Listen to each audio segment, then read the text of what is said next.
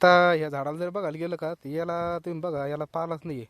पाला नाही आहे म्हणजे ज्या प्रमाणात पाला पाहिजे त्या प्रमाणात याला पाला नाही आहे. याचा पाला बऱ्यापैकी गळून पडलेला आहे, त्याच्यामुळे याला फक्त दोड्या दिसू राहिल्या.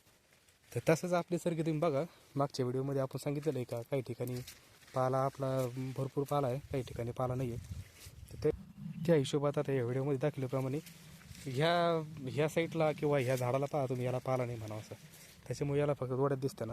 म्हणजेच काय, आता याच्यात लवकर आपल्याला म्हणजे जरी पाऊस आता लागून सध्या पाऊस चालूच आहे, जरी पाऊस लागून राहिला तर म्हणावाशी याची दोडीची सड कमी होणार आहे आपली, म्हणावाशी दोडीची सड होणार नाही इथं.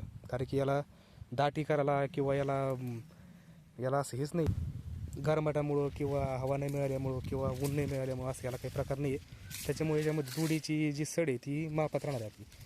त्याच्यामुळं इथं जे आपलं होणार नुकसान आहे हे आपलं कमी होऊ शकतं.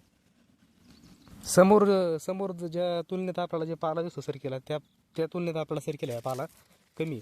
म्हणजे जर वाण जर म्हणलं तर वाण एकच आहे, रानात पण एकच आहे, वेगवेगळ्या वाण आहेत.